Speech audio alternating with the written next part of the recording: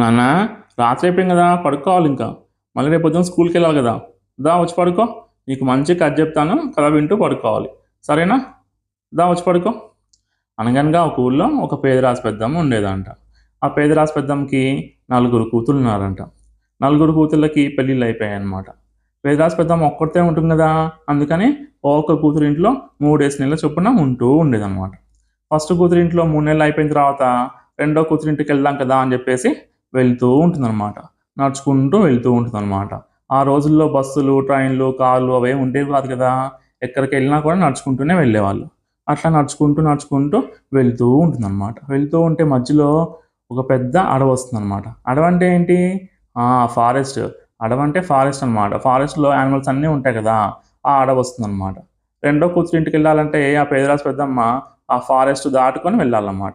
అప్పుడు ఏం చేస్తుంది పేదరాశి పెద్దమ్మ?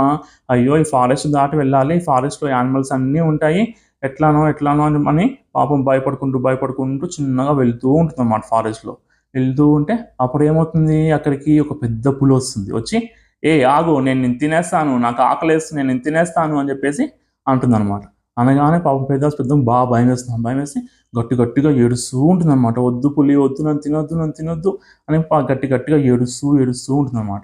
ఆ పులేమో ఏడవాకు, నేను నిన్ను తినేస్తాను ఇప్పుడు అని చెప్పేసి అంటుందన్నమాట. అప్పుడు పాపం పేదరాశి పెద్దమ్మకి ఏం చేయాలో అర్థం కాదనమాట. సరే ఆలోచిస్తూ ఉంటే అప్పుడు పేదరాశి పెద్దమ్మకి ఒక ఐడియా వస్తుందన్నమాట.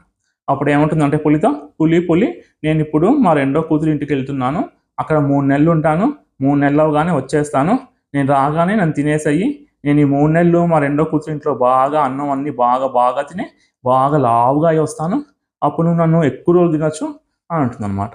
ఆవిడ పులి అంటుంది, సరే అయితే నిన్ను ప్రస్తుతానికి వదిలేస్తున్నాను, నువ్వు 3 నెలల్లో వచ్చేస్తావు కదా, రాగానే నేను తింటాను, వెళ్ళిపో ఇప్పుడు అంటుందన్నమాట. అనగానే ఆ పేద పెద్దమ్మ ఆ అమ్మాయి తప్పించుకున్నాను ప్రస్తుతానికి అని చెప్పేసి పరిగెత్తుకుంటూ పారిపోతుందన్నమాట.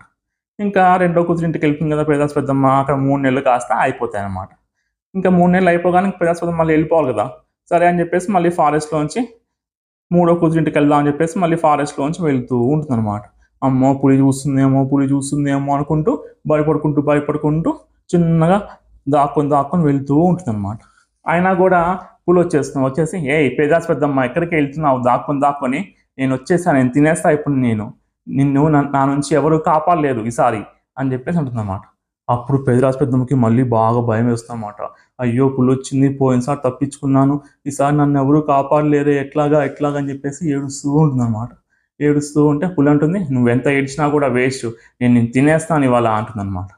అప్పుడు పేదాస్ పెద్దమ్మ అప్పుడు ఏం చేయాలో అర్థం కాదనమాట. సరే అని చెప్పేసి మళ్ళీ ఆలోచిస్తూ ఉంటే అప్పుడు పేదాస్ పెద్దమ్మకి ఇంకొక ఐడియా వస్తుందన్నమాట. అప్పుడు ఏమవుతుందంటే పేదాస్ పెద్దమ్మ, పులి నేను చాలా దూరం నుంచి ఎండలో వస్తున్నా కదా, నాకు బాగా చెమట పట్టేసింది, పక్కనే ఉంది కదా చెరువు, ఆ చెరువులోకి వెళ్ళి స్నానం చేసి వస్తాను, అప్పుడు ఫ్రెష్గా ఉంటా కదా, అప్పుడు తినేసి నన్ను అంటుందన్నమాట.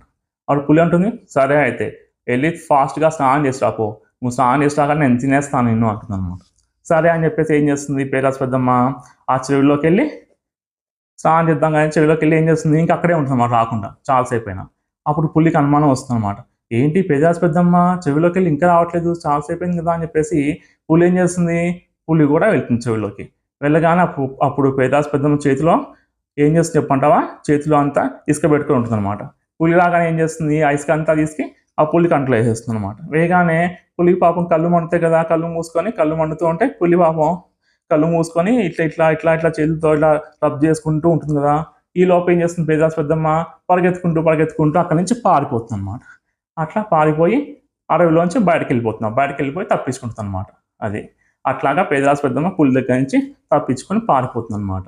అంచేత మనకి ఎటువంటి అపాయం వచ్చినా కూడా మనం తెలివితో ఆలోచించి జీవితంలో ముందుకెళ్ళాలన్నమాట. అదే ఈ కథలో నీతి అనమాట.